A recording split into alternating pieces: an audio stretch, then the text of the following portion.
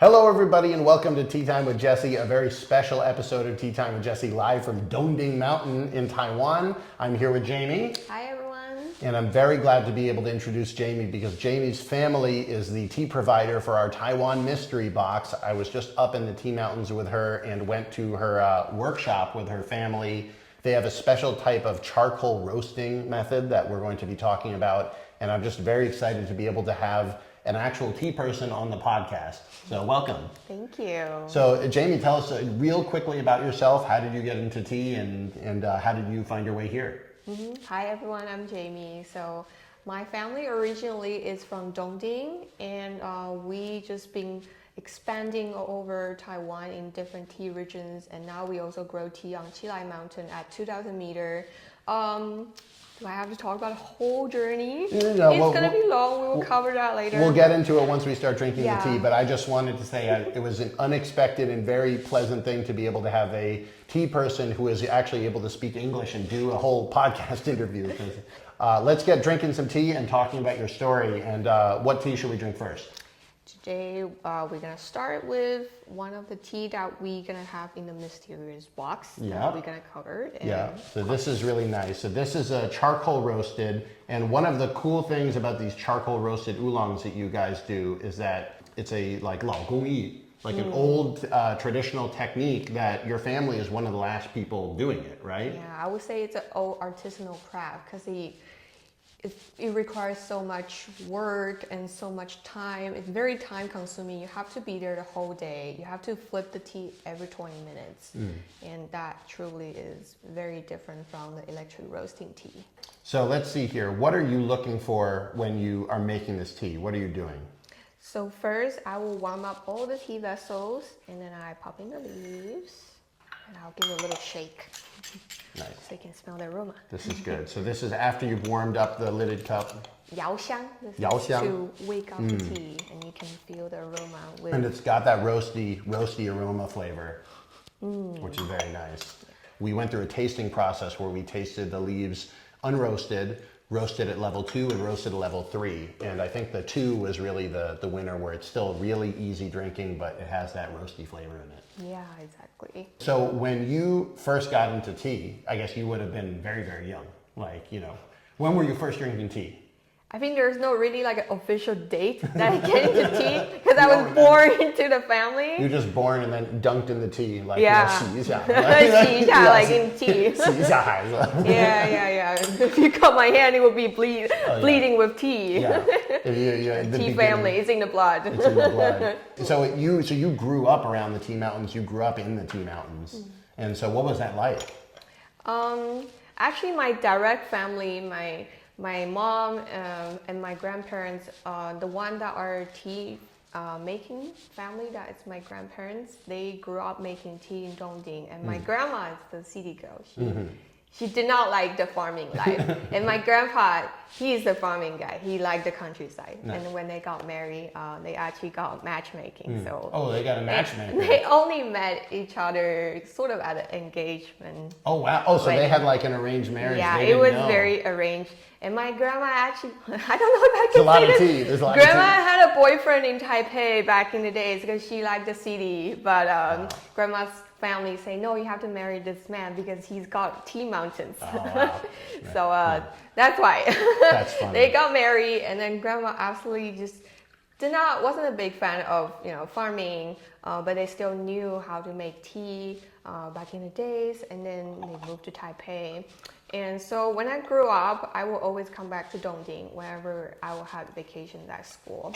And then whenever I come back, it's always tea before meal, after meal, before sleep. Even when you wake up, it's like tea is water for us.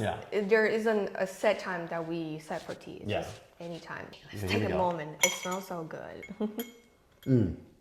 Really nice. Yeah, the roastiness really comes out there. How would you describe the scent? I like that nuttiness. And it also has that creaminess. Yeah. It's very sweet in general. Like before I opened the lid, I could already smell the tea. Yeah. Can you tell whether it's been roasted well or roasted badly just by the scent? By the scent, it's kind of hard, but by smelling this, the brewed tea, It can tell you a lot about what happened in the garden and also what happened in the production processing. So what are you looking for when you're smelling the brewed tea for the first time to show you that it's good quality?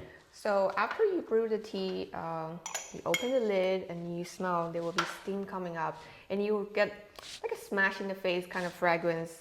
Impression might be deceiving, so you have to get deeper like after the steam is gone, and you really just have to, usually there's a differences between when you just lightly breathing inhale and when you do a exactly The big boy. yeah, and it smells very different, so you can try that. Oh yeah, Like you feel much more because the timing, like the time of you inhaling is much longer. It stays in there longer. So you get layers of fragrance, and also really good. yeah, it just gets deeper. But So here we go. Cheers. Thank you. Here, you pump it everywhere. That's nice. Let's go back to your personal story about how you did tea. So you grew up sort of having tea all around you, and then when did you decide to sort of become a tea person? Was it while you were in China, or was it, I remember you said you had studied abroad? it was very funny because to be honest, I grew up in the tea family, but I was not interested in tea. It's just like water. It's like nothing special. It's like, you know, this table is like, okay, I noticed that. I knew how to brew tea growing up. It's just like, it all tastes.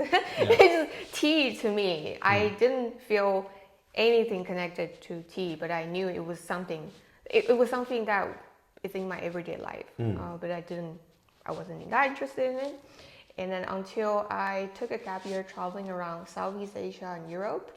And actually, as a Taiwanese person, you don't have to be tea person, but I think even tea person will think like the Western herbal blends is so cool. Like we'll find those really nice tin jar with a lot of herbal, like flowers, fruits. So you were really curious about the herbal blends. Yeah, I think in general, Taiwanese people would think that, oh, these herbal blends are really fancy because it's so pretty, it's got colors. So I was one of them. Oh yeah. And so I went to different shops and just smell, it all smelled really good. Like when they open that tin and then you're like, oh, this fragrance smells really good. But when I took it home and when I actually brew it, it didn't taste much. And I realized, wait, maybe some of them were artificially flavored. Yeah. So they were not natural flavored. That's part of the big thing that like a lot of people in the Western tea shops are used to, like opening up, oh, that smells so amazing, I want to take that back. And then a lot of it, they spray scented oil on it, right? Yeah, I think honestly, one of the things that people see more commonly is milky oolong. So in Western tea shop, a lot of time, some places you go, when you buy milky oolong, I would say, when you open the tin and it smells like caramel, like toffee candy, very dense. I would say a lot of times it's artificially sprayed with Because perfume. either it's like the best in the world, or they were spraying stuff on it to make it smell good. Yeah, because the real milky oolong is actually coming from the Jinshuan cultivar itself. That at the back, it has that silky, creamy milkiness, but it's not like, oh, it tastes like milk. Yeah. And it definitely wasn't steamed with milk during the production. Yeah. So, and we're going to have a Jinshuan oolong, milk oolong in the box, natural right? one. A natural one. So if you want the real one that came from the mountain and was processed right and is not sprayed with stuff, that's going to be one of the ones in the set, which I think people are really going to like, because that's even lighter and crisper than this one, which is roasted. So very, very cool. So you kind of, it sounds like you almost discovered how good the Taiwanese tea was when you left, and then you realized that a lot of those herbal blends didn't give you repeatable steeps. And was that sort of a reason to go back and start re-investigating your own tea? It was probably after I realized some of these herbal blends, they were perfume, and I realized, oh, my family's tea is actually pretty good. Yeah. Because you know, like you grow up getting used to this tea and you just think it's okay, but then you actually went outside and see other things. It's like, oh, Taiwanese tea in general are pretty good. And at that time, I was living in Sweden, and one of the tea shop owners say, oh, Taiwanese oolong are really good, but it's really hard for us to get it. And so I started selling tea. Oh, wow. So there we go. Yeah, so when you start selling something, you gotta understand more. So I started reading books and I actually got more into tea because I needed to sell it. I needed to. Well, you got to know what you're talking about then. Exactly. How did you learn how to describe tea to the Westerners? Because this is like a huge problem that I have is that how do you talk to Swedish people about tea? Yeah, exactly. So I think it's very interesting. We all speak different language in tea. Production people and customers. Like for customer, we will speak food languages. We will say, oh, this tastes like banana, this tastes like mango. But for production people, we have to speak in a language. We cannot use food to describe tea. We have to speak very technical language. We will say, oh, this is oxidized at this level. This is roasted to this level. We are a bit more technical, but that's two different languages. Do you feel like one of the languages is more true? I don't think necessarily that it's more true. It's just what helps you understand better.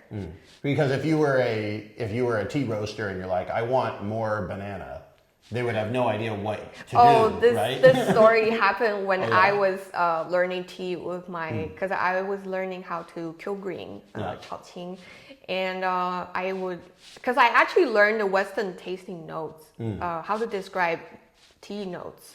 The story was that I would speak to my master who told me how to kill green. I was like, this tastes like papaya milk. And he would tell me, don't speak to me like that. Don't talk. He was kind of mean, but he said, I will not understand, I will not accept this language. Don't talk to me like that. Yeah. It's as if you're being disrespectful. Yeah. So he was like angry. He was like, no, because he told me he's a very nice master and I respect him a lot. Yeah. But he told me that my papaya milk and your papaya milk is different. You know how milk in different places actually tastes different. 不够准确.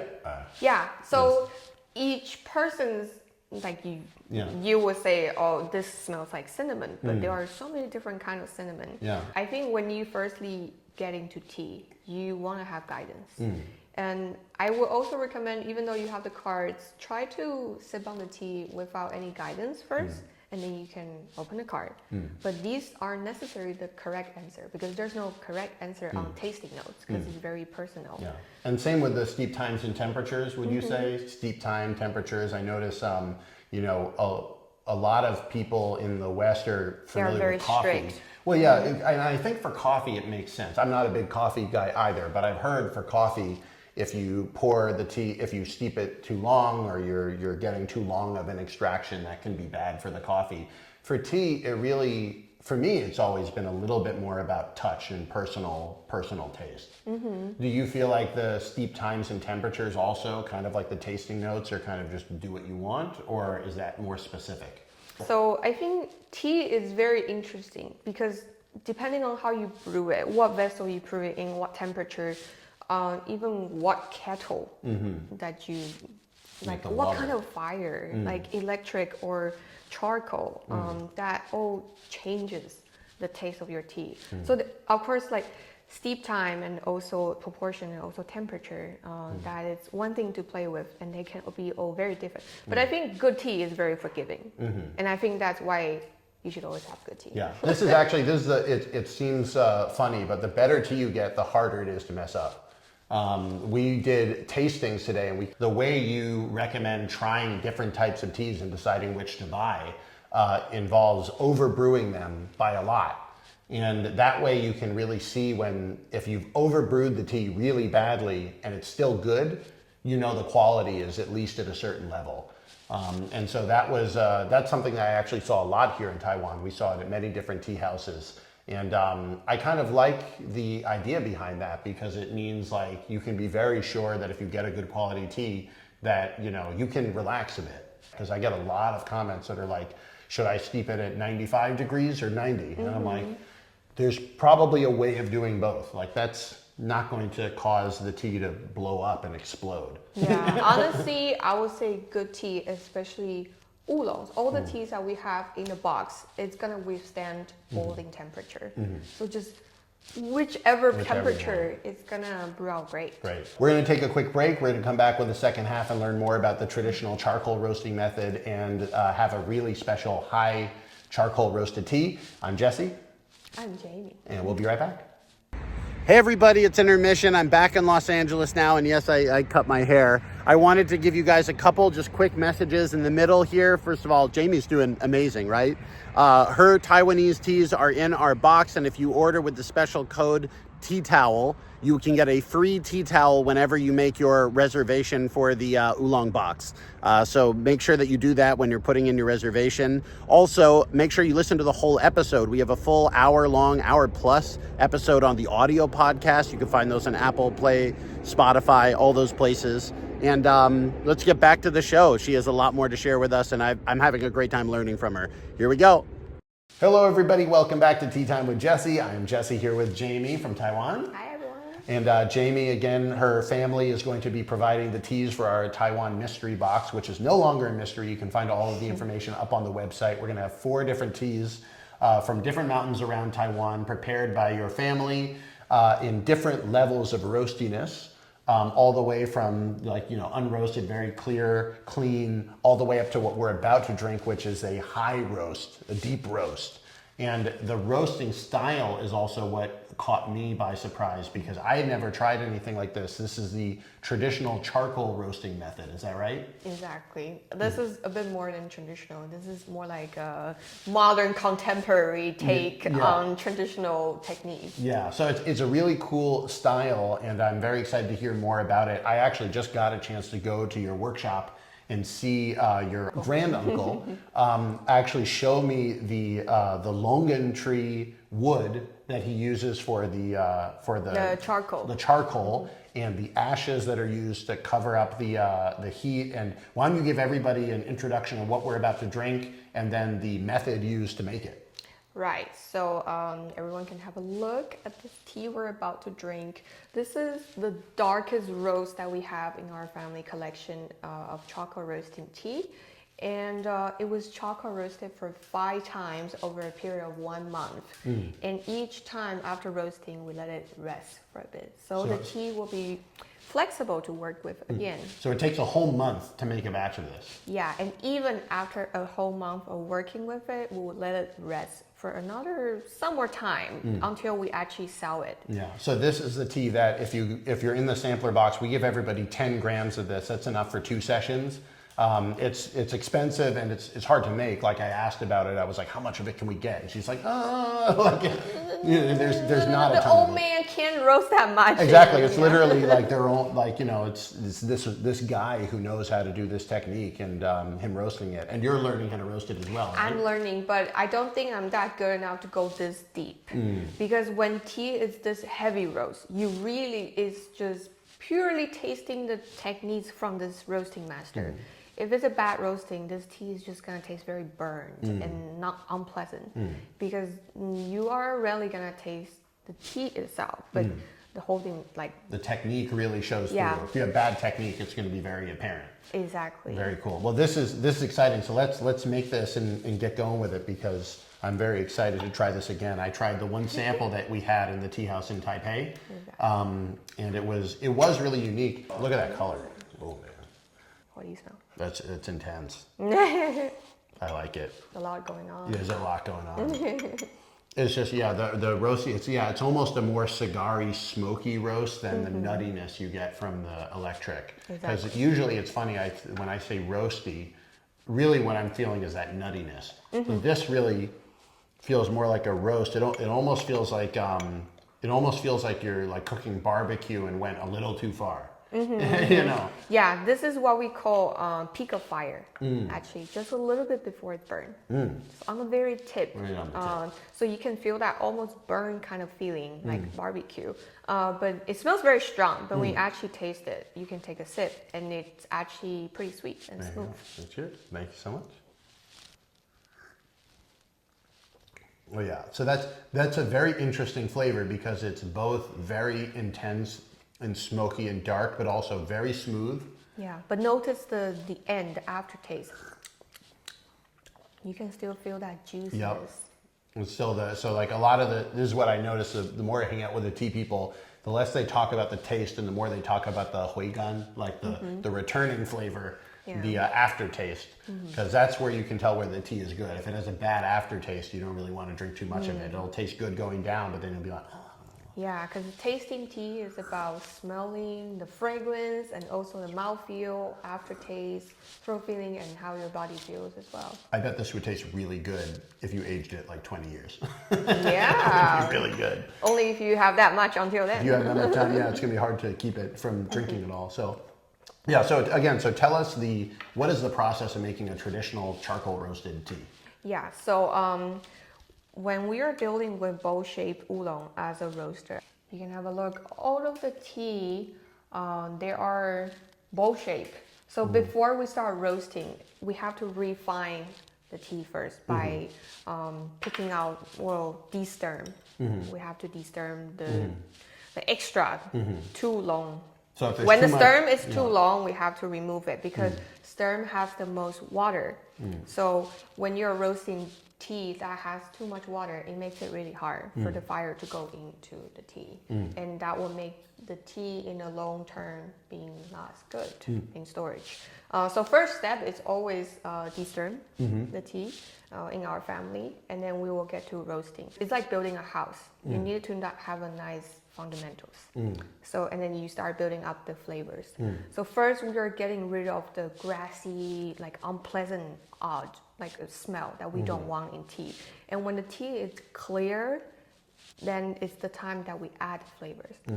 It's like when you're, how would I describe this in food? Like you need to deal with the ingredients first. So it's ready at its perfect conditions to add flavors. So, okay, so you've de-stemmed it. You've given it a base roast. Yeah. And then what's the next step? And then after that, we will start the 1, 2, 3, 4, 5 fire. And then, so what's the process of lighting the charcoal fire like? Like you take the charcoal and you just throw it in, or how do you arrange it? What's it look like? So you saw how big of a chunk. Yeah. We saw it was really cool that your granduncle had this giant piece of longan tree. And it looked like a tree, and like I know it sounds stupid, but I don't know if I've seen a piece of charcoal that. I think what you get for barbecue roasting is just like tiny one, right? Yeah, you get briquettes, or like even if you have charcoal, it looks more like the lumps that he had in the big furnace. The furnace. But and then you took out this huge piece, and he was saying that even getting the wood now is very difficult. Yeah, getting the charcoal now is like a fight. Between if you have the guanxi, if you have the connection. You gotta know a guy. You gotta know somebody. You gotta know a guy. You get your charcoal. Yeah. And why is it so hard? Because these charcoal that we use, we only use longan wood for charcoal roasting. Obviously, you can also use lychee wood or other kinds of wood for charcoal roasting. But longan wood is the best because it has the most density. So it gives very consistent fire. And it doesn't have any other smell, but it would just be sweet. So that's why we decided to use only longan wood. But it's very hard to get because it's very hard to grow. Because for one chunk, the very big chunk that you saw, I think it's around 50 years. Yeah. So for that big of a chunk. It's hard to get, and I remember your granduncle was saying, like, if I get 100 pounds, it's 100 pounds less that everybody else has out on the market. Like there's a very small amount of it and so even just getting the wood is difficult. It was really funny. Your granduncle showed us his storehouse. He has this like back room, which is all like charcoal bags. He was very proud of this storehouse, which he should be. But it's like, if you didn't know, you'd just be like, oh, there's some bags of stuff. But he's like, no, like, let me show you. Like, and he was like very proud. He's like, well, I got 3 more places like this. I'm rich, baby. It's like, this is the stock. Yeah, like if wood was money, then he's rich. But so he's got his wood, and then how do you get the fire started? So first you have to break the big chunk of charcoal into small pieces. Because if you just throw in the big charcoal into this space, there are still a lot of gaps in space. And the goal is to keep the heat very even, right? Exactly. So you need to make sure the space is filled evenly. So that's why we need to smash it with something heavy. What is the heavy object that you smash it with? Well, he used different stuff, but I've seen people using like another wood chunk. Yeah. Like smash it. Like you can do whatever you want. Be creative. Yeah. Okay. So you smash it into chunks. You get it very even. You get it lit, and then how do you regulate the heat? Or do you just put it right on the fire? So after you get the fire going, you still cannot roast the tea for maybe about a day because the fire is still quite inconsistent. It's just like when you just start barbecue, the fire just like woo. Yeah. So we will let the fire settle. How you control temperature is by how much ash you cover on. There's no a bottom that you can press. So it takes a lot of like experience to know Exactly. when you add this much ash, how much it's going to. The ash will dampen the fire. Is that right? Yeah, it will fill the space Yeah. between the charcoals, and the more ash you cover it with, because inside it's still burning, but it also make it burn slower. So the more ash you cover it, the slower it burns and the lower temperature it will be. So that ash is going to be laid down on the fire. You wait a day or so to get the heat even, and then what's the next step? Also, for the ash, it depending on how heavy you press it. Oh, okay. Just so like making an espresso. Yeah. Okay. People can be very specific about how hard you press it, right? So kind of like that. And then so after that, you can start roasting the tea that it's a little bit rougher, because you don't want to you don't want to start by a very gentle tea.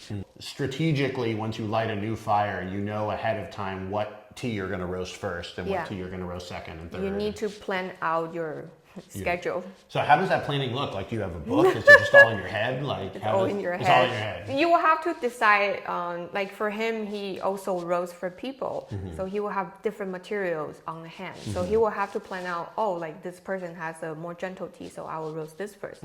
And so sometimes you might have to get in the line for a couple few months or when he has a bigger odor. This was one thing that was fascinating for me, because before I got into tea, I was just like, there's a tea farmer, he makes the tea. But actually there's like everything from like the farmer owns the land and rents the entire plot of land to another family to take care of the trees, and then they do everything.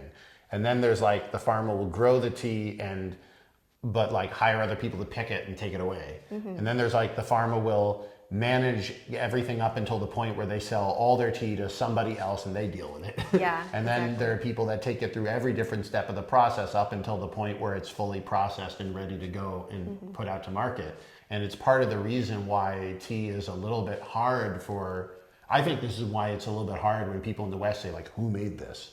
Well, Yeah, there will be a long list. yeah, because I know it sounds like you want to know one guy made the whole thing, but it's pretty unusual for one person to go from like growing the leaves to picking the leaves to making the leaves to processing the leaves to marketing the leaves. It's pretty unusual. We might need a book for who Yeah. made this. Yeah, exactly. And so it's sometimes it's also a little bit hard to know, because stuff. Because there are so many layers. Even in the productions, each department does its thing. So the picking is one group, and then the withering is one group, and stir fixing, kilgreen is one group, and then the shaping is another group. So for instance, our box, we have 4 teas. And so these are all coming from your family or the surrounding area, or your family. You might have grown some of them or bought some of them, and you might have processed some of them. And then, but between all of them, you're kind of having your hands on some part of the journey, right? Exactly. Yeah. So this is part of the thing where it's hard to necessarily say like, oh, this family is from this mountain and they make this tea. It's like, it's always a cooperation. I almost feel like you've even said that other people around Taiwan, if they want charcoal roasted tea, they have to go to your granduncle, basically. Not that they have to. Well, there are options, but Yeah. there are not many charcoal roasting masters. So it's like one of those things where like your family may have a hand in many different tea shops around the country. And also another insider thing is that tea making, like the masters who make the tea, they actually like the high mountain regions, these tea making master, it's like a tour. It's like you do the comedian show, you do a tour in different cities. Yeah. So these master will work in different mountains. Are they funny? They're pretty funny. They like Your drinking. granduncle is really funny. Yeah. Cut to some of his like facial expressions. It was funny. We were doing the whole charcoal roasting thing, and he had the mask on, but like his eyebrows. Yeah. He's like, when I got something wrong, he's like, no. He's wrong. Speaks with his eyebrows. Yeah, he's so funny. Yeah, so they do these tours, and what's the point of the tour? So usually it happens with high mountain tea masters. So usually you say, I told you that there are 3 departments that handle the tea making, right? So the withering, also kilgreen, and also shaping.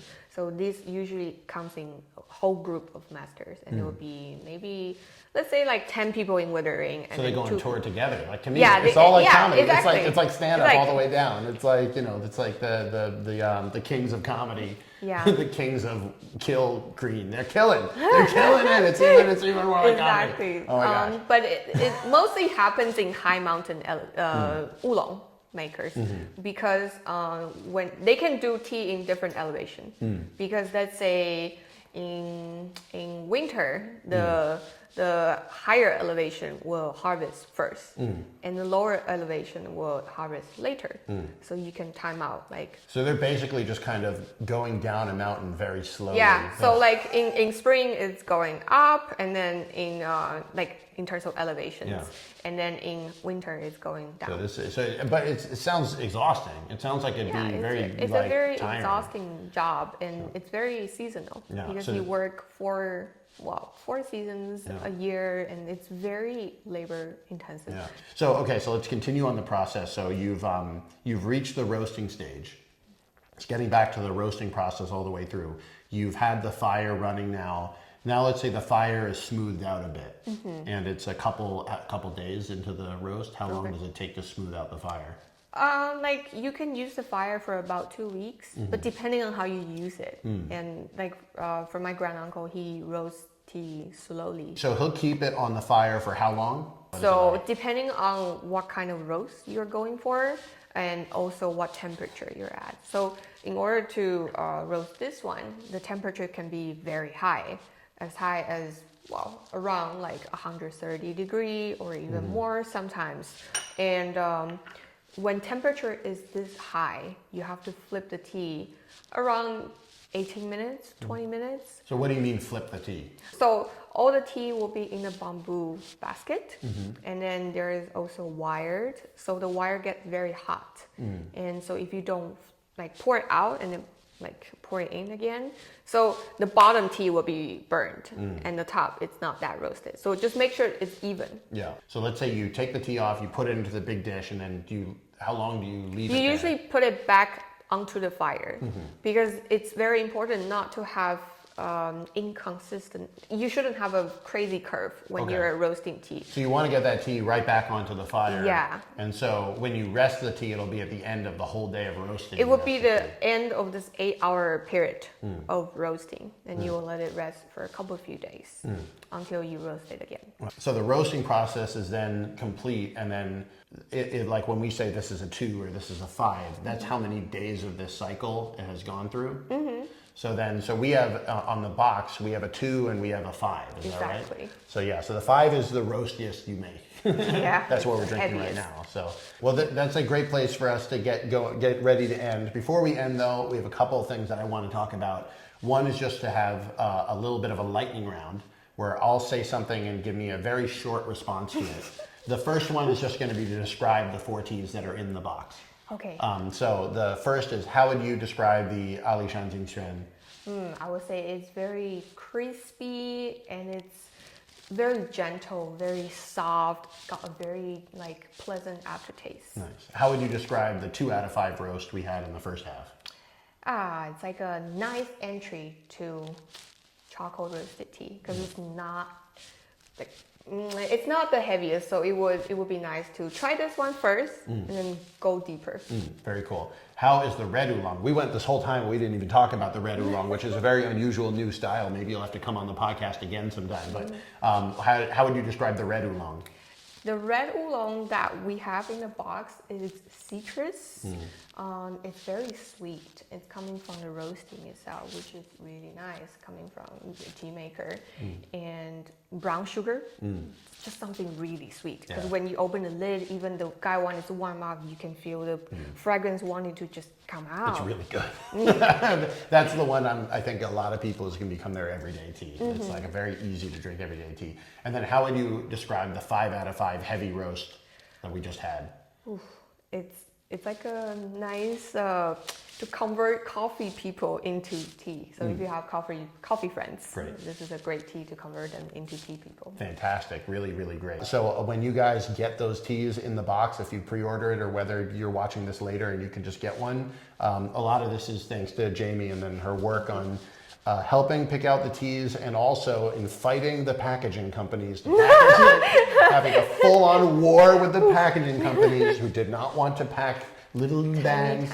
But being able to do that means that we get to have you guys try some without having to put down huge amounts of money on each tea, and that's, I think, that's the way I want to do tea for people in my community. And so I'm glad that you were able to help out with that because it's not easy. So thank you again. If you have not followed already, follow the channel. If you have not subscribed, subscribe to the channel. Also, if you're watching on video, don't forget that we have a full hour-long version of this that is on the audio podcast, Apple Podcast, Spotify. If you're like, wow, this was an interesting conversation, I want to hear more, there's even more that are in the video highlights. And I just really hope we can get to the point where we have this great platform to be able to share all sorts of great tea people. And if you guys really support me, I may actually be able to come back to Taiwan again, which would be a lot of fun. More tea content. So thank you again. All the stuff, all the teas, tea equipment, tea stuff, it's all on the website, jessesteahouse.com. And I can't wait to be getting some of these teas into your guys' mouths. That sounded weird. I'm gonna stop. I'm gonna leave. We're done. Okay, let's go. We're done.